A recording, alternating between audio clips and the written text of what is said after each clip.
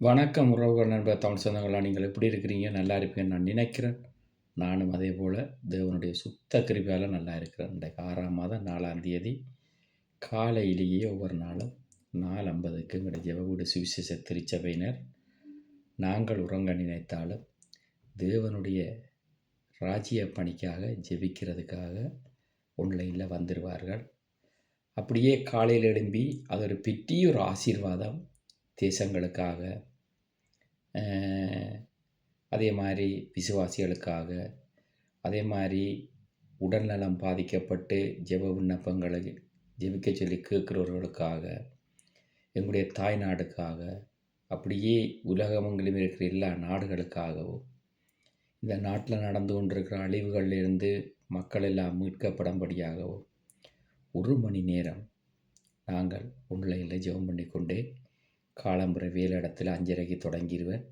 அப்படியே குத்தரில் அந்த 6 மணி வரைக்கும் அந்த ஜெப சத்தத்தோட, வேத வாசிப்போட, அதே மாதிரி பாடலோட, சிறிய செய்தியோட ஒவ்வொரு நாளும் காலை மிகவும் அற்புதமாக விடிந்து கொண்டிருக்கிறது. அதே போல் தேவன் இந்த ஆண்டின் நடுப்பகுதிக்கு எங்களை அழைத்து வந்திருக்கிறார். அதனால் தேவனுக்கு கோடான கோடி ஸ்தோத்திரங்கள். Right, okay. இப்போ நாங்கள் விடயத்துக்குள்ளே வருவோம்.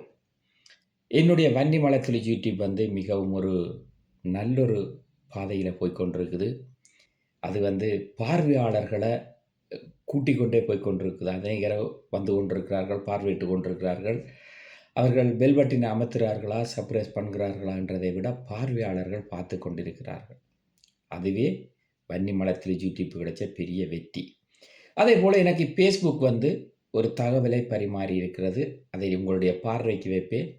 சமூகத்தில் ஃபேஸ்புக்கில் நான் போய்கொண்டிருக்கிற பாதை சரி என்று சொல்லியும், தங்களுடைய செயல் திட்டத்துக்கு எங்களை வரவேற்று ஏற்றுக்கொள்ளுகிறோம் என்று சொல்லியும் எனக்கு ஒரு செய்தியை பரிமாறி இருக்கிறார்கள். அந்த செய்தியை நான் உங்களுக்கு பின்னதாக என்னுடைய ஃபேஸ்புக்கில் வைப்பேன், நீங்கள் பார்க்கலாம். அப்படி உங்களுக்கும் வந்திருக்கலாம் என்று நினைக்கிறேன், எனக்கு தெரியாது. எனக்கு வந்திருக்கிறது. அதாவது சமூகத்தில் நாங்கள் என்ன செய்கிறோம் என்றதை முன்வைத்து அதை அவர்கள் தங்களோடு சேர்த்து கொள்ளும்படியாக என்னை கேட்டிருக்கிறார்கள். நான் இன்னும் சேர்ப்பதற்கு அவர்களுக்கு பதில் கொடுக்கவில்லை. அது அனைத்து படிவமாக அப்படி எழுதப்பட்டபடி, எனக்கு தமிழால் எழுதப்பட்டபடி அனுப்பியிருந்தார்கள். அவர்கள் மிக அழகாக அதை எழுதியிருந்தார்கள். முதலாவது அது நல்லபடியாக. சரி, இப்போ விடயத்துக்குள்ளே வருவோம். என்னென்று கேட்டால், வன்னியில் கிளிநொச்சி என்று சொன்னால் அது பிரசித்தி பெற்ற ஒரு மாவட்டம். கிளிநொச்சி மாவட்டம் ஒரு பிரசித்தி பெற்ற ஒரு மாவட்டம். அதே மாதிரி அடுத்தது வன்னியில் பெரிய விவசாயங்கள் பூர்வீகமாக கச்சான்கள், செத்த மிளகா, பச்சை மிளகா, நெல்லுகள், தேங்காய்கள், பிலாப்பழங்கள் என்று சொல்லி பார்க்க போனால் முல்லைத்தீவு மாவட்டமும் அது பெரிய மாவட்டம். இந்த ரெண்டும் இப்பொழுது ரெண்டிங்கில் இருக்கிற மாவட்டங்கள். கிளிநொச்சியும் முல்லைத்தீவும் ரெண்டிங்கில் இருக்கிற மாவட்டங்கள் என்று கேட்டால், இங்கே அநேகர் வெளிநாட்டிலேருந்து போய் முதலீடுகளை செய்து தங்களுடைய காணி வளவுகளை மீள்பரிசீலனை செய்து அதை நல்லபடியாக டெவலப் பண்ணி மிக அழகாக கொண்டு போய் கொண்டிருக்கிறார்கள் அந்த முல்லைத்தீவு, கிளிநொச்சி.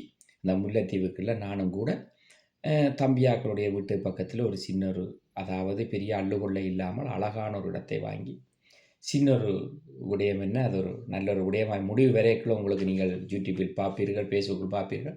மிக அழகாக செய்து கொண்டிருக்கிறோம். இனித்தான் அது மீதியான காரியங்களை கொண்டு செல்ல வேண்டும். இப்போ விடயத்துக்குள்ள மீண்டும் வருவோம். கிளிநொச்சி மாவட்டத்தில் இருந்து ஒரு தம்பி தானே ஒரு பாடலை உருவாக்கி பாடியிருக்கிறார். அவர் பாடியிருக்கிற பாடல் வலைதளத்தில் பதிவேற்றியிருக்கிறார். அதை இலங்கையினுடைய குற்றப்புலனாய்வு வரைக்கும் அந்த பாடல் சென்றடைந்திருக்குது.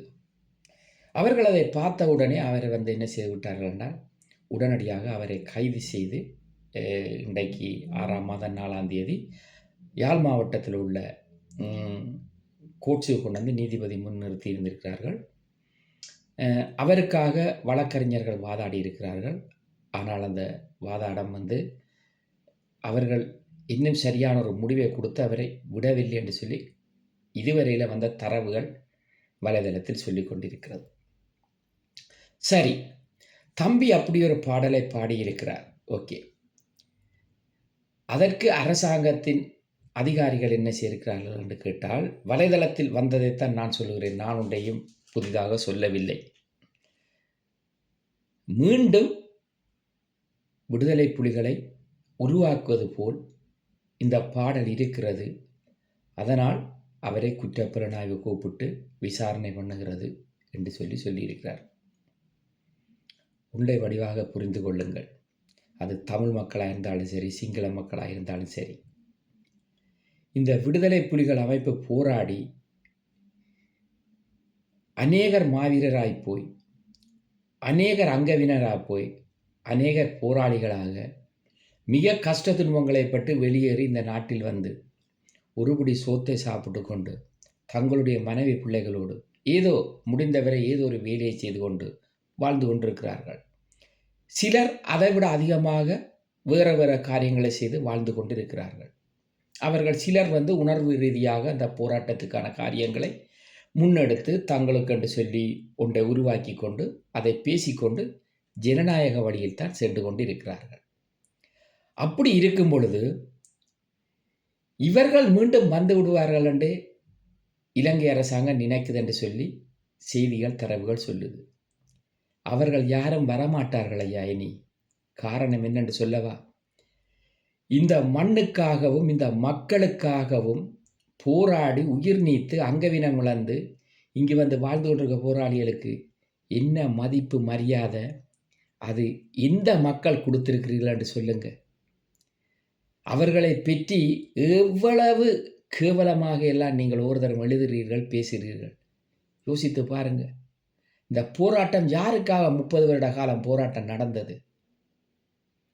எங்களுடைய தமிழுக்காகவும் தமிழ் இனத்துக்காகவும் எங்களோட உரிமைக்காகவும் எங்களோட அனைத்து தேவைகளுக்காகவும் பெற்றுக்கொண்டு நாங்கள் ஒரு சுயாட்சி சுயநிர்ணயோட வாழ வேண்டும், ஒரு சமசி என்ற ஒரு முறையிலே அதை வாழ வேண்டும் என்றுதான் இந்த போராட்டத்தை முன்னெடுத்தது.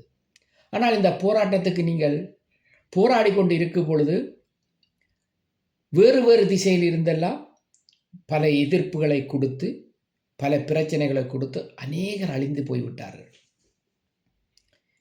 இப்பொழுது நீங்கள் திரும்ப என்ன செய்கிறீர்கள்? ஒரு உணர்வுபூர்வமாய் ஒரு பாடலை பாடினாலும் சரி, இல்லது உணர்வுபூர்வமாய் ஒரு பேச்சை பேசினாலும் சரி, உடனடியாக அவர்களை கைது செய்கிறீர்கள்.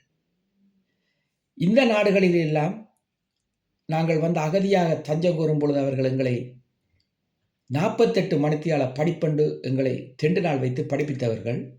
அப்பொழுது அவர்கள் சொன்னார்கள், உங்களுடைய மொழி கலாச்சாரம், உங்களுடைய சுய உரிமைகள், உங்களுடைய அபிலாஷைகள், உங்களுடைய அனைத்து விதமான உரிமைகளோடு நீங்கள் இந்த நாட்டில் வாழலாம்.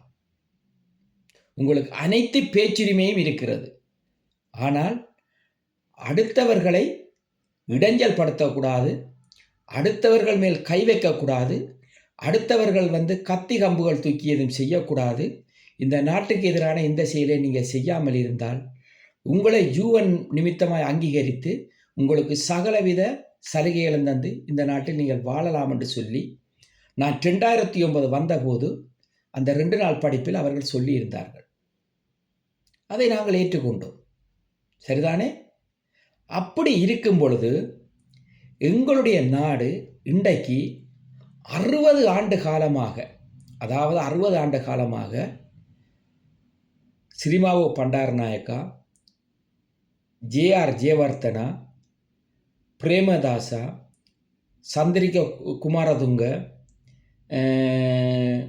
அதற்கு பிறகு மகிந்த ராஜபக்ச, அதுக்கு பிறகு சிறிசேன என்று சொல்லி அடுத்த ஒரு ஜனாதிபதி, அதற்கு பிறகு கோட்டராஜபக்ச, அதுக்கு பிறகு ரணில் விக்ரமசிங்க, அதுக்கு பிறகு அனுரகுமார திசாநாயக்காண்டு வந்திருக்கிறார். சரிதானே? இந்த அனுரகுமார திசாநாயக்கா இவர்களுடைய காலத்தை எடுத்து பார்த்தீர்கள் என்று சொன்னால் இவர்களும் ஒரு JVP என்ற ஒரு அமைப்பை உருவாக்கி அதிலிருந்து போராடி அதிலிருந்து அவர்களுடைய தலைவரை இழந்து அவர்களோட தலைவர்களோடு கூட இருந்த அநேகரை இழந்து இந்த அரசாங்கத்துக்கு எதிராக போராடி 60 ஆண்டு காலங்களுக்கு பிறகு ஆட்சி பீடத்தை பிடித்திருக்கிறது. ஆனால் இன்று அனுரகுமார திசாநாயக்கா அவர்கள் சிறு வயதிலிருந்து அந்த ஜேவிபி என்கிற இயக்கத்தில் பயணித்து வந்து இன்றைக்கு அவர் இலங்கை நாட்டு ஜனாதிபதியாக வந்திருக்கிறார். சரிதானே? அவர் ஏறக்குறைய 2 வருடங்கள் ஆகியிருக்கிறது. ஆனால் அந்த போராட்ட காலங்கள் எல்லாத்தையும் மறந்து இந்த தமிழினம் போராடியது எதற்கு என்று சொல்லி அவர் உணர்ந்து நல்ல திட்டங்களை செயல்களை செய்து கொண்டுதான் இருக்கிறார். இல்லை என்றில்லை. ஆனால் இந்த விடயத்துக்கு அவர் சரியான ஒரு பதிலை கொடுப்பார். அந்த தம்பிக்கு விடுதலை கிடைக்கும் என்று சொல்லி நான் நினைக்கிறேன் நிச்சயமாக. சரிதானே? இப்போ காரியம் என்னென்று கேட்டால், எங்களுக்கு இன்றைக்கு நாங்களும் 1/2 நூற்றாண்டு கடந்துட்டோம், 50 வயதை கடந்துட்டோம். ஆனால் எங்களுக்கு பிறகு குழந்தைகள் குட்டிகளாக இருந்து வளர்ந்து வந்து கொண்டிருக்கிற சமூகம், நான் பார்த்திருந்தேன், சென்ட்ரல் மாணவர்களோ இல்லது பேட்ரிக்ஸ் மாணவர்களோ இல்லை சென்ட் ஜோன்ஸ் மாணவர்களோ இல்லது யாழ்ப்பாண இந்து கொலிச்சி மாணவர்களோ தெரியவில்லை, அவர்களுக்கு ஒரு கருத்தரங்கு பட்டிமன்றம் ஒன்றை வைத்திருந்தார்கள். அவர்கள் மிக அழகாக பேசியிருந்தார்கள். அவருடைய வயது ஏறக்குறைய நான் நினைக்கிறேன் அனைவருக்கும் 20க்குள்ளுக்குள் தான் இருக்கும். மிக அருமையாக தெளிவாக போட்டி போட்டு பேசியிருந்தார்கள், உணர்வு ரீதியாக பேசியிருந்தார்கள். சரிதானே?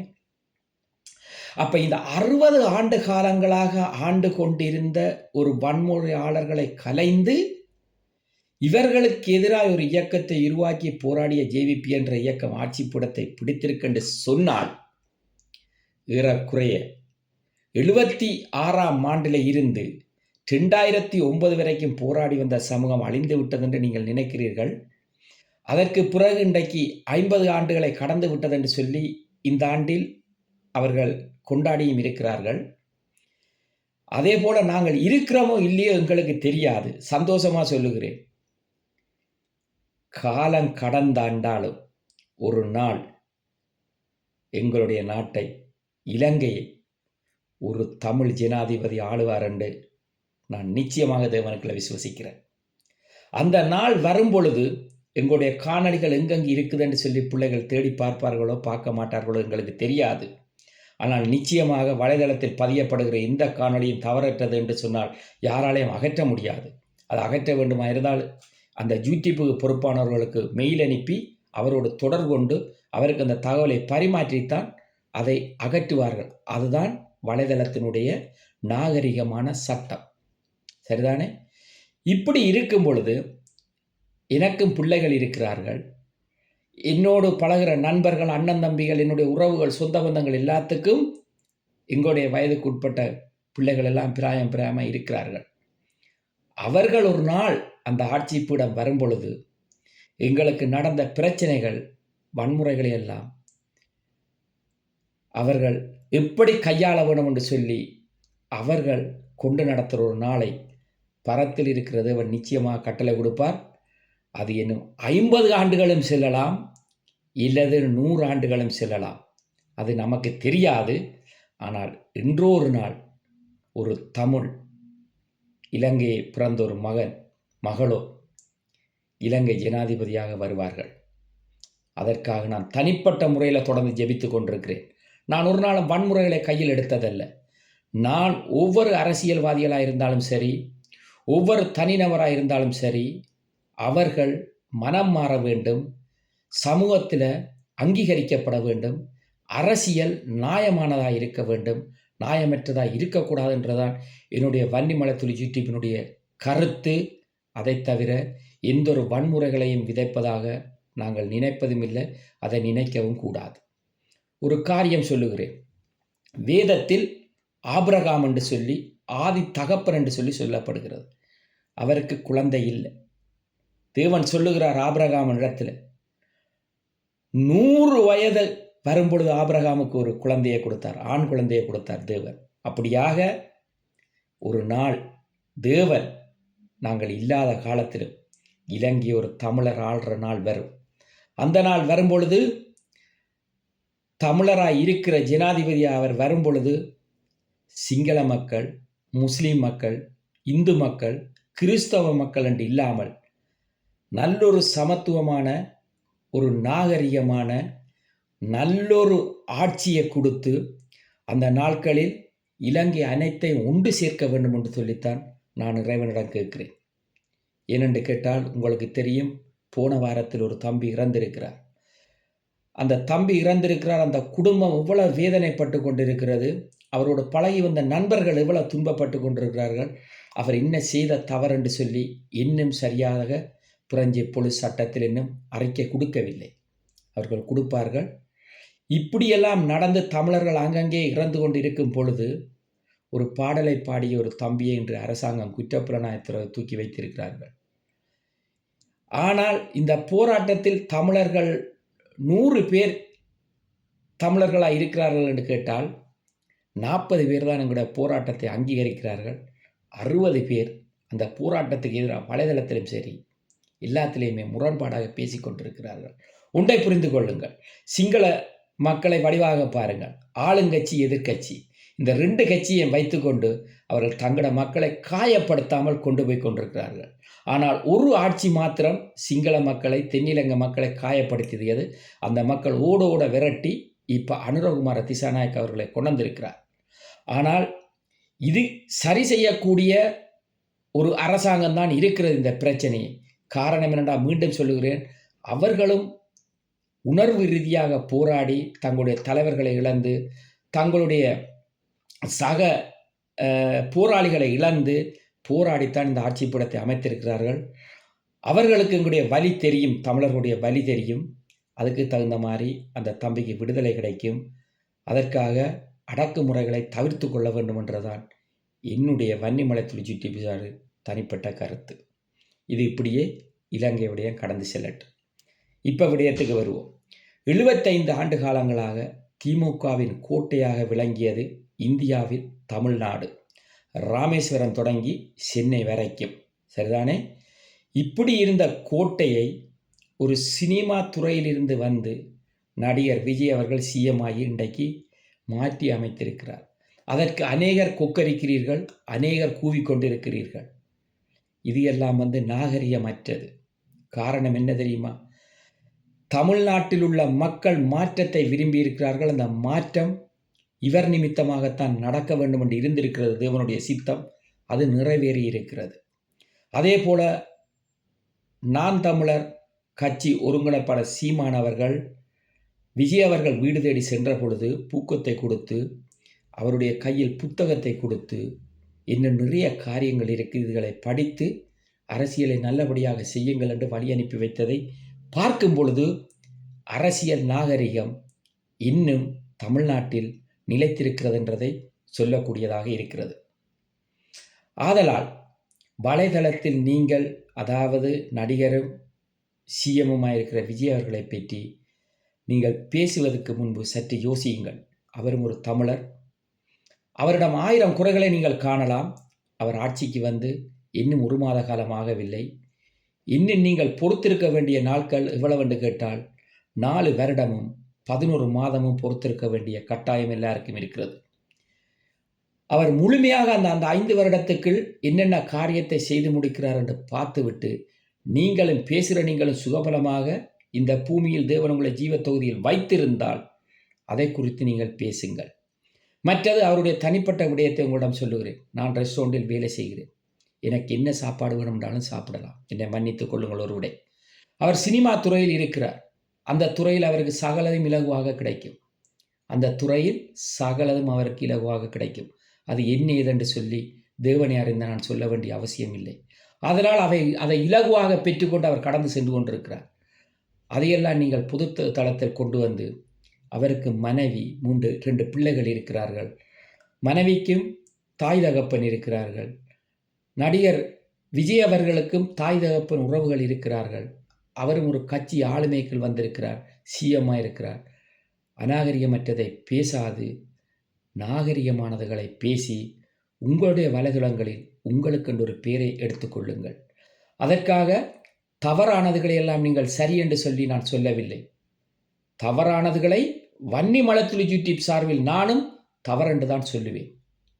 அது மாற்றி கருத்து கிடையாது. ஆனால் ஒரு 8 கோடி மக்களுக்கு சிஎம்மாக இருக்கிற ஒருத்தரை ஒரு 50 பேர் மெசேஜ் எழுதி உங்களோடு பேசுகிறார்கள், தொடர்பு கொள்கிறார்கள் என்றால் நீங்கள் அவரை காயப்படுத்துவது, குற்றப்படுத்துவது மகா தவறு என்று சொல்லி என்னால் மாத்திரமல்ல, சுற்றி இருக்கிற அனைவரும் சொல்வார்கள். அதுதான் உண்மை. இதுகளெல்லாம் கூட கருத்தில் உள்வாங்குங்கள். ஒரு விடயத்தை முதலாவது ஒரு மனுஷன் உள்வாங்க வேண்டும். உள்வாங்கி நிதானமாக வேண்டும்.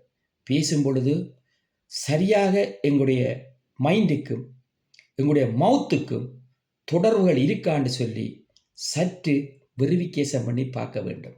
நன்றாக புரிந்து கொள்ளுங்கள். நாகரிகத்தோடு நடந்து கொள்ளுங்கள். இன்றைய நாள் தேவன் என்னை ஜீவதொகுதியில் வைத்து இதை பேச வைத்திருக்கிறார்.